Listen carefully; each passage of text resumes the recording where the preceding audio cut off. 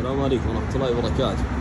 ما شاء الله تبارك الله، اليوم عندنا زيارة شاي الوزة، فتح فرع هنا بالسعودية ما شاء الله تبارك الله بين مخرج 12 ومخرج 11.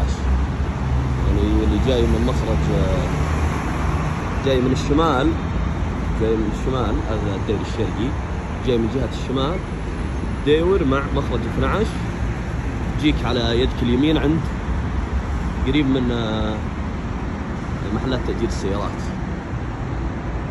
ما شاء الله تبارك الله. ندخل ونشوف أوقات العمل جميع أيام الأسبوع من 9 صباحا إلى 11 مساء، 11 ونصف، من 9 ونصف إلى 11 ونصف.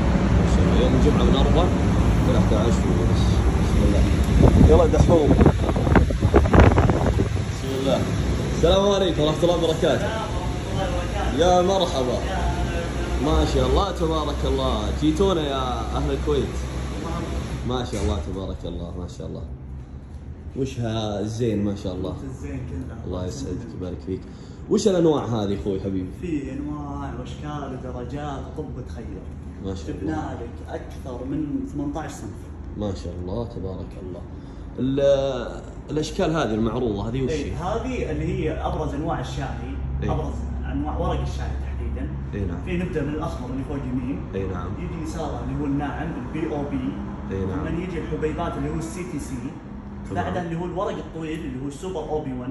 ما شاء الله. بعدين البيكو اللي هو اقرب ماله الشامي او التركي. من نروح تحت يمين اللي هو الشاهي الابيض الذهبي، هذا يعتبر من اندر الاوراق من اغلاها.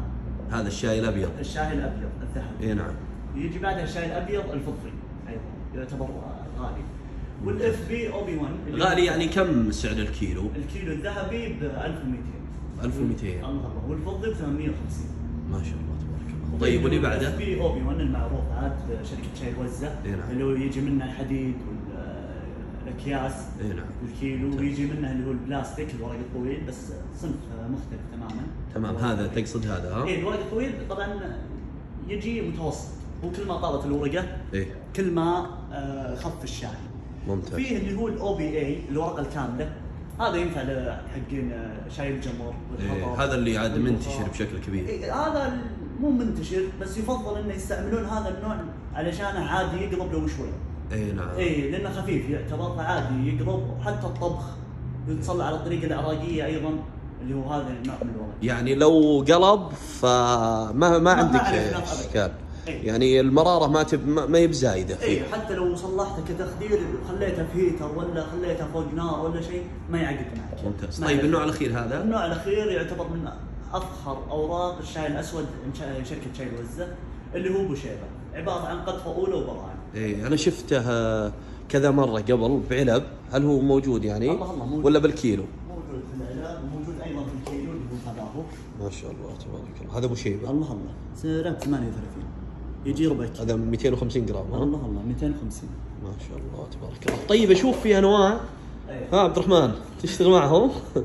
اشوف انواع هنا مختلفه عن الانواع اللي فوق تو. اي صحيح، في انواع هنا ما هي موجوده في الكيلو. إيه؟ او ما هي موجوده في العلب معليش بشكل اصح. إيه؟ اللي هو عندك الكورتلج الاف بي او بي، هذا عباره عن شاي جبلي. مسمى الكورتلج عباره عن شاي جبلي عالي الارتفاع. هذا السعر هنا. اي هذا سعر الكيلو حقه ب 60 ريال. ممتاز. وفيه ايضا اللي هو الاف بي او بي اللي هو الديمودرا، هذا موسمي يعتبر. هذا عباره يجي عن من شهر 7 لين شهر 9. من شهر 7 ميلادي الى شهر 9. الى شهر 9 هذا وقت القطف يعني. اي وقت. طيب باقي الشاهي قطفه يعني جميع اشهر السنه ولا في بعض اشهر السنه؟ اللي هو فيه جميع اشهر السنه، بس فيه اللي هو انواع اللي هو هذه. فيه برضه عندك زي ابو شيبه ما له تصنيف لانه قطفه اولى. اي وفي براعم بيضاء. هذا ابو شيبه نفس ابو شيبه اللي هنا نفسه. اللي تو هذه ورقته عشان تكون بشكل اوضح. اي ورقته فيها شيء من البياض يعني. اي هذه تعطي نكهه خاصه للشاهي، عباره عن زي الشاي المدخن. اي نعم. اقرب مالها. ممتاز. طيب نبي نرجع للانواع ناخذها بشكل. اي هذا اللي هو الاف بي او بي 1 المعروف لا يعرف. طيب وهذا؟ هذا الشاي الاخضر. الشاي الاخضر طبعا عند شركه شاي الوزه كلها نفس الشيء. كلها نفس الشيء سواء كان في علبه حديد ولا في. وفي يجي بالاكياس وفي اللي يجي صحيح كلها نفس الشيء. ورق.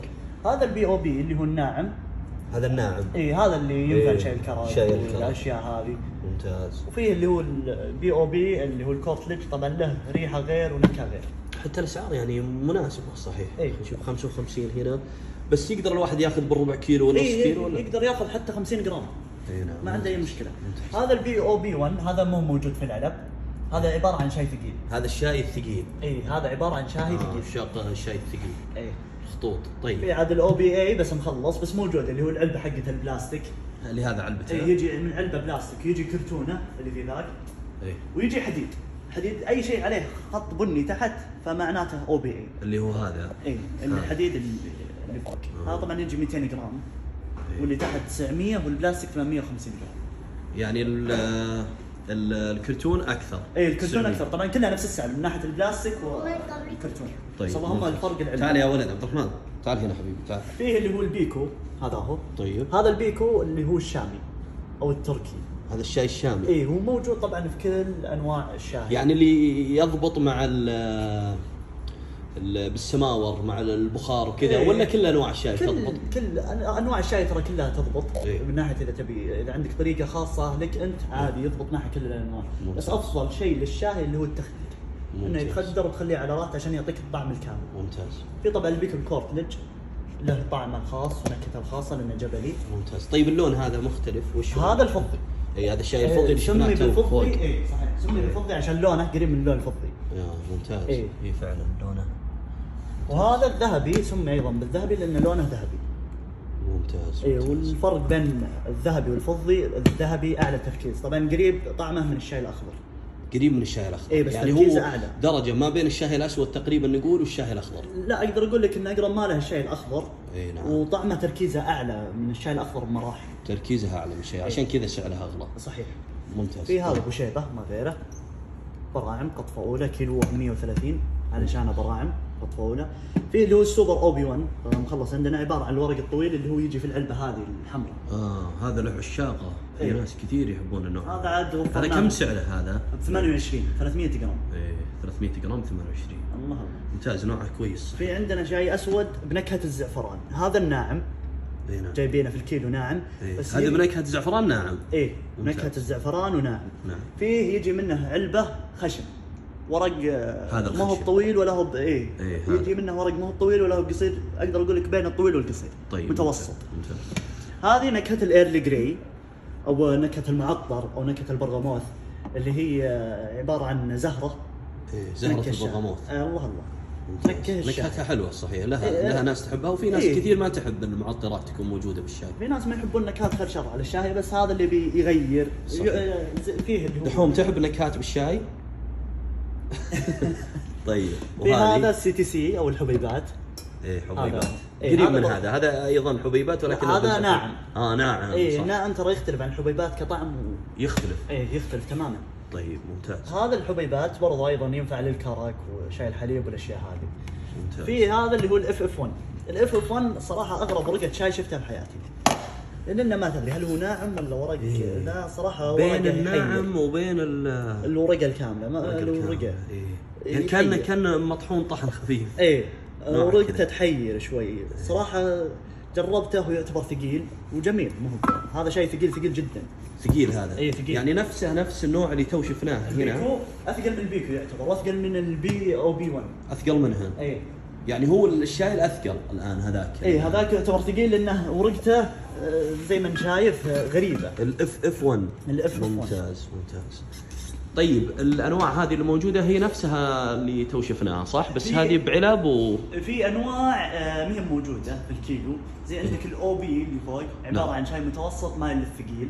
شاي متوسط. في ايضا العلب الحديد يعتبر شاي ثقيل، بس ما حاطين اللي موجود هنا اللي هو في الكيلو. اللي هو نفس الكرتون هذا والكيسه. في ايضا اللي هو البلاستيك الاوراق الطويله نفسه برضه الاف بي او بي 1، بس هذا عباره عن اوراق طويله فيجيك شاي اخضر.